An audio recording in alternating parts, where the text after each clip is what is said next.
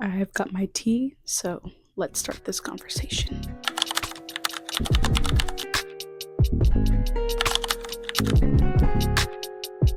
Hello there, welcome and welcome back to my channel. It has been a long while since I have made a YouTube video, so I was like, you know what, I might need to reintroduce myself for like the third time. I've made like 3 intro videos, but what's another one, you know? So, hello there. I am tumiadeyoju. I am 23, and if you do not follow me on Instagram, which if you don't, shame on you because you definitely should. My Instagram is great. I recently just graduated college. You know, woo, adulting, adult life. It's here, it's inevitable, and I am starting it. So, of course, I'm in my little post-grad era. And you know, with graduating college comes with like a whole new like set of just life in general. I am definitely nervous. I am so freaking nervous to be in this, but I'm also very excited. I'm very excited. It's a new part of life. It's a new transition. It's a new thing, you know. There's different expectations that come with post-grad. I was supposed to be doing like a whole YouTube series and going on my YouTube like throughout college, and of course things happen, you know, plans change, you get involved with more, you know, different things, and sometimes the plans you have prepared do not work out, and that's okay. You know, you pivot and you don't like dwell on it and beat yourself up like the way that I kind of did and feel guilty for not doing the things you said you wanted to do. So, what does post grad look like for me at the moment? Well, like, I have a whole set of expectations for myself that I want to go into and that I want to try and achieve in a way. I don't want to put too much emphasis on it because I feel like once you put too much emphasis on something, it makes it seem so much more drastic when it doesn't happen. And that's okay if it doesn't happen, but I feel like the sense of being a failure, it's even more detrimental to like your mental health post grad. First expectation of post grad school. I graduated with a Bachelor in Science in Public Health and a minor in Medicine and Society. And what I want to do with that is go into public health. I don't know what, I don't know where, I don't know what career. Do not ask me because I do not know. That's why I'm taking a gap year. Yeah, that's right. I'm taking a gap year. And I feel like that's really uncommon, but it's also normal in a way. I've told people, oh, what are you doing next? Like, what's next for you? Like, oh, grad school. And they're like, oh, you're going to go straight into it? I'm like, no, I don't know where I'm going. I don't know what I'm doing. So I'm going to be taking a gap year to figure that out and to just kind of gauge what I want to do, where I want to go, what do I want to get my master's in, and how do I want to use that in like a future career. Another expectation for postgrad is to find new hobbies. I feel like once I got to like my junior year of college, I entered so many things in my career, like my undergrad career, that I was always busy. You know, I'm a Zeta. I became chapter president. I did social media for that. I became the music director at Coog Radio at University of Houston. I did so many clubs. I did brand ambassadorships. You know, it all stacked up into what I like to call not having any more time for anything else. But here and there, I would do other things. I went to go paint pottery with a friend. I made pottery. I took long walks in the park and figured out that I actually like, you know, Mother Nature. I played pickleball once, and I used to play in high school, and I realized I need to heal my inner child and pick that back up again. So in post-grad, I want to like try and just find new hobbies. You know, like I feel like you get really bored in post-grad, and it's only been on June 9th, it'll be a month since I graduated, and I'm already bored. I sit here in my home, I look at the same walls every day, and I ask myself, okay, what are we gonna do today? I also want to rest, reflect, and renew. Not in all that same order, but just like those 3 words. Reflect on these past 4 years, reflect on the relationships that made it, the relationships that didn't, the things that have happened. I want to reflect on those things and heal from what I need to heal from and empower myself before fully just like trying to forget undergrad. Rest. I am a victim of burnout. And personally, me, I know people, when they hear someone say they're going from undergrad to a gap year, they're like, oh, make sure it's not too long because, if it's too long, then you won't go back. That's not how I operate personally. I need rest. I need breaks in between. My brain cannot function from going to one milestone to the next.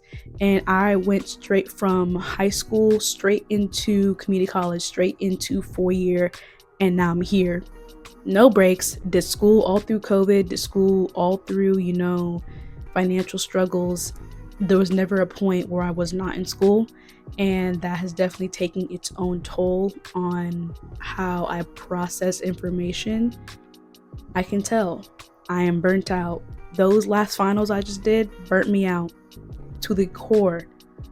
I need to rest and renew. Just as in like finding new things to make me happy. Like when you're an undergrad, you have certain things that you've done to make you happy. You did certain clubs, certain organizations, and now those aren't there anymore.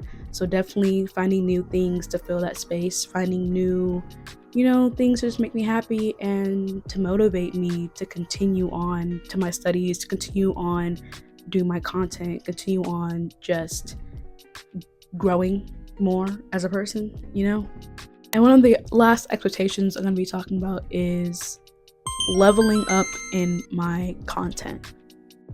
For about 3 years now, I've been doing content. And it has just been me doing it part-time while I did college, And at brand ambassadorships, I was in C Fashionista, I was in Campus Trendsetters, Influencer Her Collective, 28 Row, all these platforms, and that's how I mostly got my ambassadorships, and that's what I mostly did. My content on my page, if you want to scroll back, like it's full of like campus brand stuff, whether it's Dove, CVS, Levi's. It's just a lot of things that I did that were connected to me being a student, and now I'm not a student. So you see where the I guess a bit of worry comes in. It's like, what do I do now in a way? Even though like I know I have parts of my content that I can continue that aren't connected to me being a student, but it's like there's a big gap, there's a big hole. I made all these series, all these stuff with me connected to me being in college, my lifestyle and all these things, and now that's no more there. So then that's when YouTube comes in.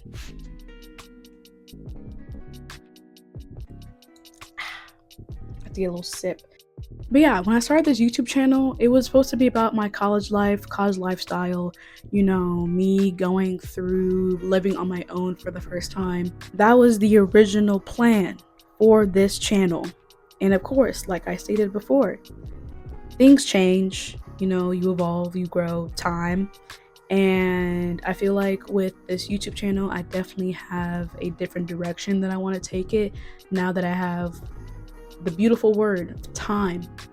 I have time to think and plan out videos and to actually be like, what do I want to post on here, and not just throw on anything because I have no time and I have minutes to spare in between class. Let me just shoot a quick video. No, I feel like my content now finally has the space to where I can give it the quality and care, a little TLC that it needs, that has always needed. As I change, so does my content. It's connected to me, it's my brand, it's just inevitable that as I change, my content is going to change with me. And I understand that may not resonate with some people, that may not resonate with people that have followed me for prior things, but that does not mean that certain aspects of me have not changed. I still love talking about self-care and self-love and wellness and mental health, and I feel like with getting my degree and doing those classes, I've actually learned more tools that I feel like I can incorporate into my content to actually help my community in all those different aspects. And eventually, I feel like over Over the years, I kind of lost my why for my content. And some of you may be wondering, like, what is your why? Like, what's a why? My why is like, why am I doing all this? And I wrote it down in my Notion because I didn't want to forget the original purpose of why I started creating content and why I am creating content. I feel like in college, money is tight. You do what you gotta do. And I started creating a lot of ambassadorships. I started taking a lot of paid collaborations because it was paid and I needed money. Don't get me wrong, I did love everything that I did. And I incorporated myself authentically into every content, every ambassadorship that I could and that I did. And I love all the work that I have done so far. Don't get me wrong. I'm not going to discredit any of that by saying that it was all also for money, because that is an aspect. Let's be honest. That's an aspect, money. And don't get me wrong now, I still need the money. I still very much need the money. Don't get me wrong. I still need money. But it's not like the driving force that's taking me to all these things, if that makes sense. And I actually wanted to share with you guys my why. And what is my why? My why. I'm creating content for young adults, the young Black girls in their 20s who lack self-love, the people who just need some guidance, the spiritual baddies, the soft light baddies who take charge of their life baddies, women who want to put themselves out of the dark place they are in. I create content because I wanted to create a safe space, a safe community to empower young girls no matter their race, ethnicity, to share the knowledge I have gained in hopes that it motivates and inspires someone to grow themselves into a better version of themselves, to inspire others to love their natural beauty before and after you put on the makeup, to inspire the young Black girls who are where I was, with self-loathing, low self-esteem, self-hatred, and inspire them to learn to love themselves in this journey. My why success isn't defined by views or followers. It is defined by whether I practiced my why. I want my content not only just on YouTube, but also on my Instagram and on my TikTok. I want all my content really that I create to reflect my why and to reflect the work that I want to put in to better my community. Not just my community as in, my followers, but my community as in, Black women, young Black girls, like, people of color. I want to empower all those communities and any other communities that feel gravitated and resonate to whatever I put out, to what I say, to the words that I speak, to the actions that I show.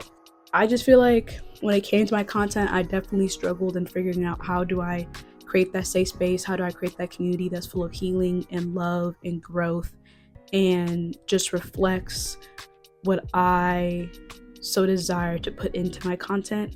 And I feel like that just comes with time. Definitely aggravating, Time is great, but it also can be very aggravating when you're working so hard into something, but you just want what you're working hard into to just reflect it. Like, you want to reflect it now. Like, I want to see the results now.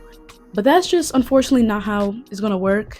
And whatever you believe in, God, the universe, I know that my time is coming to where all the fruits of my labor will pay off. And it'll be so sweet. It'll be so great when it happens. I just gotta have patience for it. A lot of patience. And every day is testing my patience, but it's okay. Of course, I'm no expert. I am no expert. I am just a girl who experiences a lot of shit, and I just take what I experience and I take the lessons from it and I regurgitate it back out to people because I'm like, someone out there needs to hear this. Someone out there can also be helped with what I'm learning from these experiences that I'm experiencing. And as a 23-year-old, I've experienced a lot and I've learned a lot.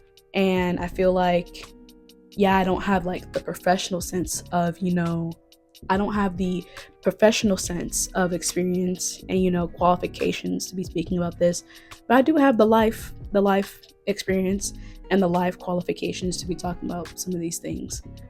But nonetheless, like and subscribe. Go follow me on all my other socials. They are linked below. I will be active on them, of course, and you can see a different side of me that you might not see on here. So, Until next time, my beautiful souls. I'll see y'all later. Bye.